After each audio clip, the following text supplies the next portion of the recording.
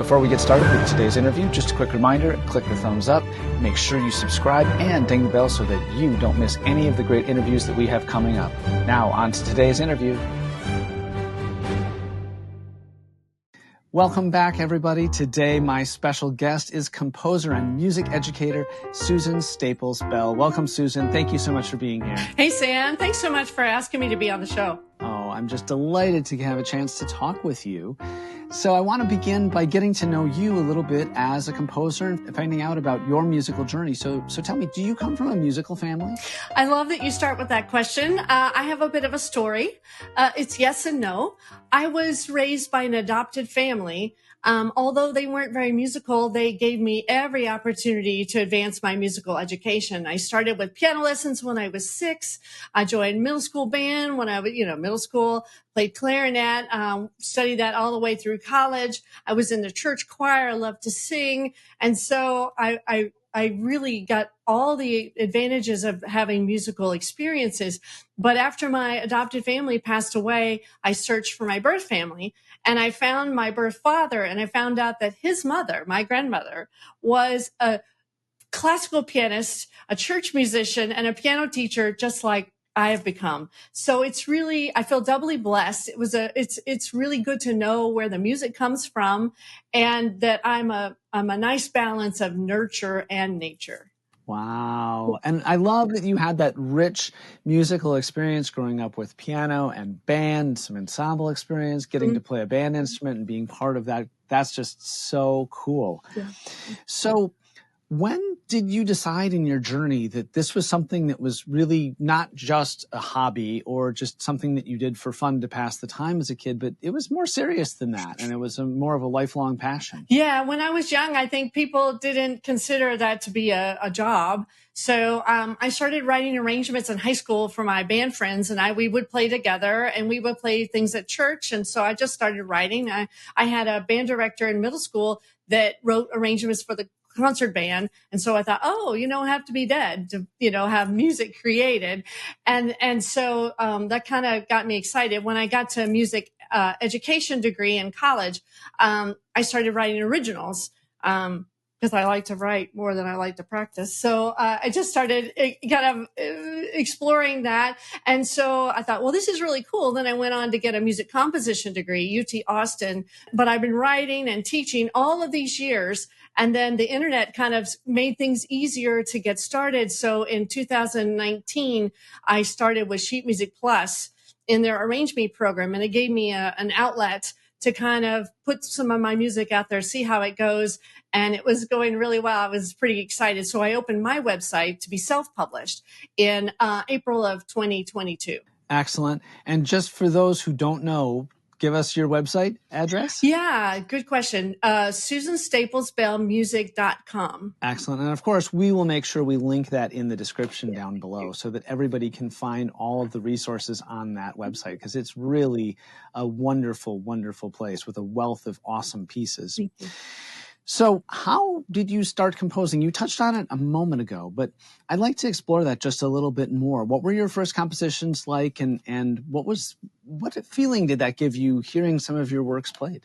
Yeah, so I'd like to start when I was a kid. I was taking classical piano lessons and I kind of got bored. So my parents bribed me with jazz lessons. There was a man named Red Camp who lived in our town. He was a famous jazz pianist in the 1950s, and he retired. By the time I saw him, he was a crusty old gentleman in his 70s, but he made music fun. He taught me about improvisation.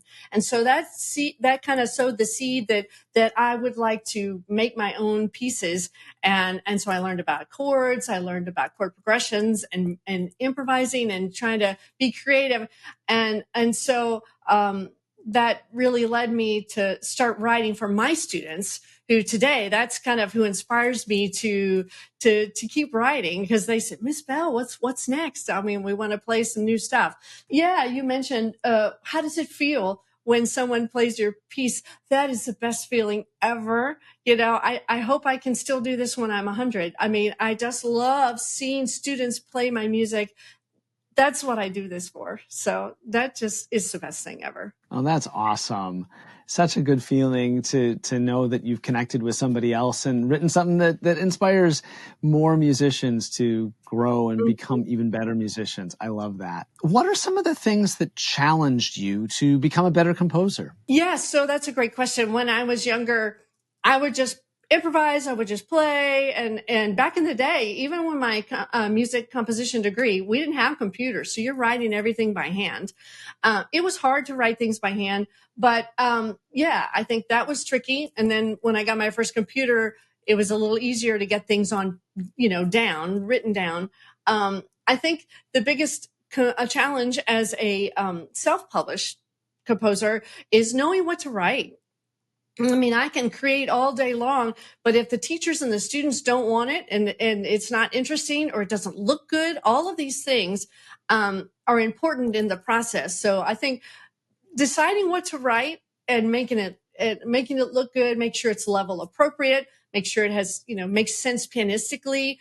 I'm a teacher, so it's really important to me that we're going to learn something. It might be fun, but underneath there's really something important that you need to work on. So I try to put all those things together. Absolutely. Something that I noticed having played through some of your pieces now is that there's a lot of variations in your work, but there's yet this certain sound that we get in all of your pieces. So what are the things that you did to kind of help you discover your sound as a composer? I don't know that I set out to do this. I am who I am. When I was younger, I would just sit down and play and I'd say, oh, that sounds good. I wonder what I could do with that. And then I would try to develop it. About 2 years ago, I thought, if I start with a topic and I musically describe the topic, I'm much better on focus. If I start a piece and I want it to be about medieval video games, in my mind already, I've got an image of or a sound of what I wanted, maybe some modes, to make it sound medieval. And then I want a story. My collections, I usually try to tell a story. So, I want a girl song. I want a strong melody song. I want something fast. I want something lyrical. So having a topic and kind of a focus of where I want to go is really helpful. And you're leading me perfectly to my next question, which is sort of the role of restrictions in your composing process. And it sounds like that does play a really important role. And maybe you don't think of them as restrictions, but you set these parameters for yourself ahead of time. So talk to us about the role of those restrictions, setting those parameters before you begin. Yeah, I think that's really important. My sweet spot for composing is usually early intermediate to intermediate. I mean, that's where I like to play for myself. So that's a real easy place to write. But then I had a lot of teachers asking me, can you write more elementary music?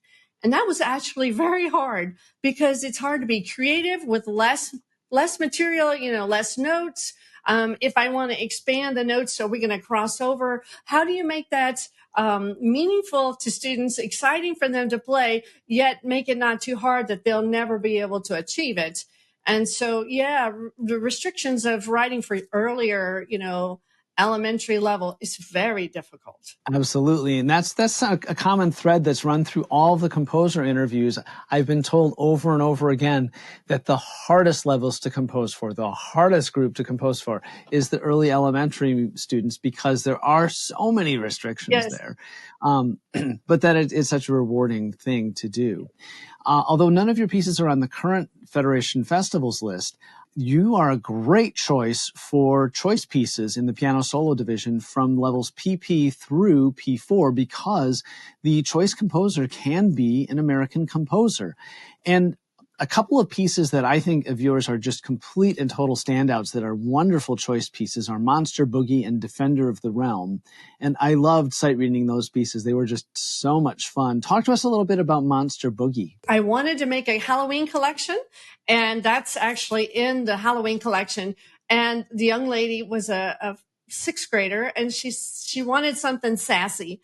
And so that's kind of how I came up with that. She'd only been playing for about 2 or 3 years, so I didn't ask her left hand to do a lot of moving around. It's bass C position, just stay right there. It's just quarter notes, 1, 4, 5 kind of business with a few accidentals to make that F sharp makes it kind of sassy. And then we've got the C blues scale. One of her challenges that she needed to work on was moving her hand, the right hand, from different positions. So, I give you a rest. Da-da-da-da, ba-da-da, ba-da. I asked them to move their hands occasionally, so it wasn't too challenging. I give you a rest. So, Monster Boogie is just fun. There's not a lot to it, honestly, but I just love it. Well, it's a really cool piece, and it has a really fun swing rhythm to it. So how do you go about approaching swing with your students? Yeah, that's another really hard thing to teach, right? Usually I sing it, and I have them sing da-ba-do, a 1, a 2, a 3, a 4. We sing it, we talk. They usually get it if the note starts on the downbeat. 1, a 2, a 3. Here's a recording, listen to it, sing it. Can you sing it? Just lots of repetition. Most of my songs are very melody driven. And if you can't sing it, it's not going to fly for me. So all of those things are techniques I use working with swing rhythms. Excellent. That makes a ton of sense. And then your other piece that was so alluring is Defender of the Realm. It had that really cool medieval modal sound to it. Talk to us a little bit about that piece. I would love to. That is one of my all-time favorites. So Defender of the Realm is from Castle Tales Volume 1, which was inspired by medieval-style video games. This piece tells the story of a knight on the battlefield. And I've got a little synopsis I would love to tell you. So the piece opens with a misty dawn on the battlefield. It's misty, it's kind of quiet, and there's feelings of uncertainty. What lies ahead? But soon those feelings turn to courage as the knight realizes he must meet the task at hand. In the contrasting B section, somewhere in the midst of battle, during the clash of swords that are ringing in his ears, his mind retreats back to the memories of those he left at home, the ones he has sworn to protect. This gives him a renewed determination to continue the fight. The piece ends with a restatement of the melody from the beginning, leaving the listener to decide the outcome of the battle. Was the knight victorious? Oh, very cool. And all of those programmatic cues really came across when I sight read the piece. It was just really cool, and I can see it becoming a student favorite. And it's certainly, both of these pieces are great choice pieces for the National Federation of Music Club's piano solo event in levels PP through P4, where we can use American composers as choice composers. So that's really, really wonderful. Thank you. You talked about it a moment ago when you talked about how you get started on compositions. But one of the things that I see in my own composition students is they'll either have a lot of trouble getting started, or they'll start a million things and finish nothing. So how do you keep yourself from starting tons of things and then not finishing them? Yeah, that's a good question. I have a running log of voice memos on my phone. And so every time I sit down to improvise, I just record and say, hey, that's cool. Maybe I'll use that later. And I do come back for material later on. But I think that the biggest thing is I'm a driven self-starter. I give myself deadlines. I have a project in mind, and I keep a list of projects that I want to work on.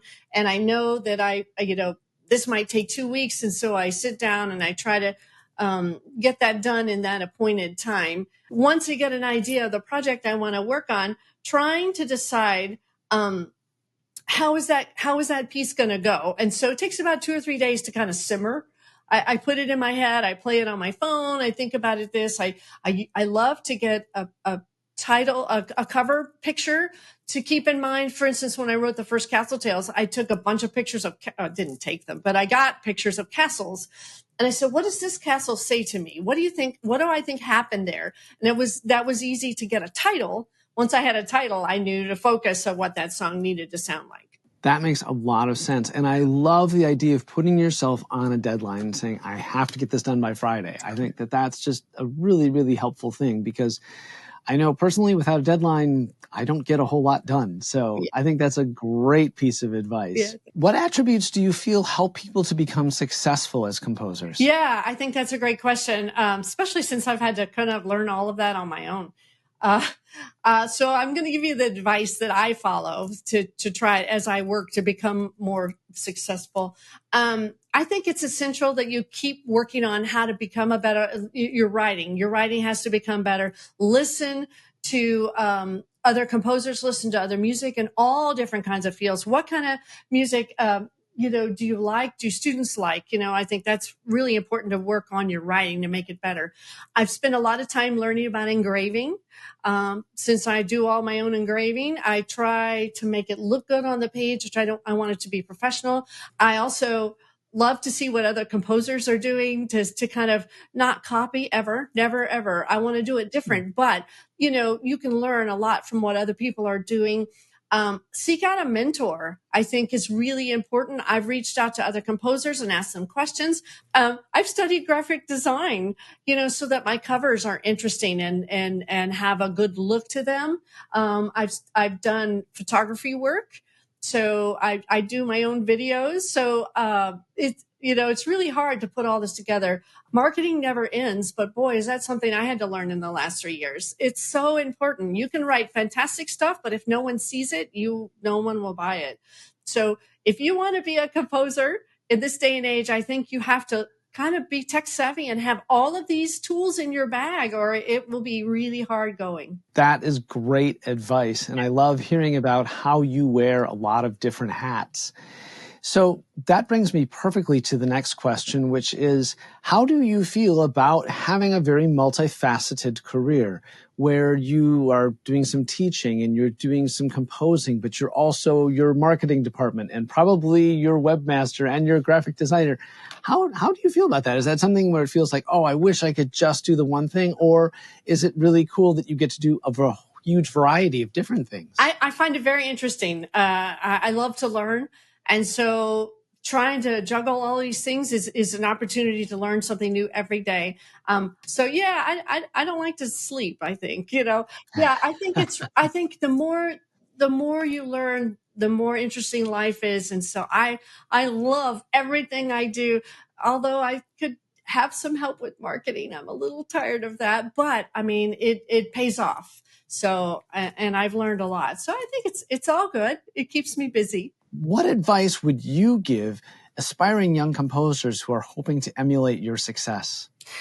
Well, the first thing I say, you don't have to be young. It's never too late to start. I didn't start publishing until I was 54, 55, 56, somewhere in there. So it's never too late to learn or get started. And for advice for them to really dive in, I think would be to do all those things I mentioned earlier, because it's so important to work to be a better composer, work on your writing, what kind of things work, get feedback from teachers or friends, and be tech savvy and all of those things. Absolutely. That makes perfect sense. What do you hope to be known for? I would really just love to have music that inspires and excites students and teachers. And if it would, help them be lifelong music lovers, I think that would just be my dream. That is awesome. I think you are definitely achieving that. Before I let you go, I want to talk about one more publication of yours that I think is just super awesome and really worth mentioning. And it's this book, Exploring Improvisation, 30 Prompts to Unleash Your Inner Cool. I've been using this in my studio, and my students have really enjoyed using it. Talk to us a little bit about this book and the sort of need that you see in the marketplace and how this book fits that need. Yeah, I've noticed a lot of teachers have been asking about improvisation lately, and that's something I've been doing forever. I love to do it with my students very informally. I'll just sit. I have 2 keyboards, and I'll sit at the other keyboard. I just play a chord progression, and I'll say, put your hand in D minor position and just play those pentascale. Make me a melody. Maybe just play one note at a time. Which one fits with the chord? Listen. And so it's something I've been doing informally for several years, but then I thought, wouldn't it be great if I had an organized way to take it from the very beginning all the way up to, maybe early intermediate with some different left-hand patterns to expect. So this book is to help teachers that have never done improvisation or taught improvisation. It's right there laid out for you. I shared it with one of my teacher friends, and she's like, there's no music on the page. How do I do this? And so every page is prompts. They're ideas of what you could do. So for instance, the first one I think is create a summer storm. This is any note works. It doesn't matter. And actually for the first 5, I have MP3 backing tracks. It's like a guided meditation. You just turn it on and the student listens and I'll say, play raindrops. And how can that work? And so they just tinkle and they play raindrops or whatever. And then what does thunder sound like? Boom, and kids instinctively know this, even in the first lesson. There's no right or wrong, just create. So the first 5 songs kind of get you out of that, it has to be on the page. What do I do? And so it's just exploring. One is just sound. One is rhythm. Then we start to get to melody. And then I have a whole section about what makes a good melody. And it walks you through, try this. So I give you a melody idea, which is I call a prompt, and then I give you some suggestions on how to create that. And then as I go on, I'll give you left-hand patterns to accompany yourself. And so I think I've covered a lot of styles in there. Every page is one lesson. So you can it's a studio license, buy it, put in a binder, pull out that one page and say, hey, I think this would be a fun activity for you today. And you can work from the beginning to the end. It's progressive. It builds and it makes sense. But I don't use it that way. I just say, hey, I know you're a middle school kid and I think this will intrigue you. Let's do this today as a starter. One of the things that I encountered when I started using this book was this little bit of resistance from students who were very worried about playing the wrong note or doing the wrong thing. Yeah. And so talk to us a little bit about how you get students, you establish that level of trust and that you establish that level of comfort among students. I think when I can persuade them that it's okay to make mistakes and it's okay to try things, they find great enjoyment from making something that expresses their feelings. Yeah. So when they're improvising and if I'm playing a chord progression, they'll say, well, that note didn't sound right. So that's okay. Go up or go down, change the note and it'll fit in the chord somewhere. If you only have 5 notes to start with, you really only have 2 chances to be wrong. Trust is really important. I try really hard to work with that on my students always anyway, so when we start improvisation, it's not like a shock. It's just like, it's fun, Absolutely. That's really, really good advice. My guest today has been composer and music educator Susan Staples Bell. Thank you so much for taking time to talk with us today, Susan. I really appreciate it. Absolutely. Thank you so much for letting me share some of my stories with you.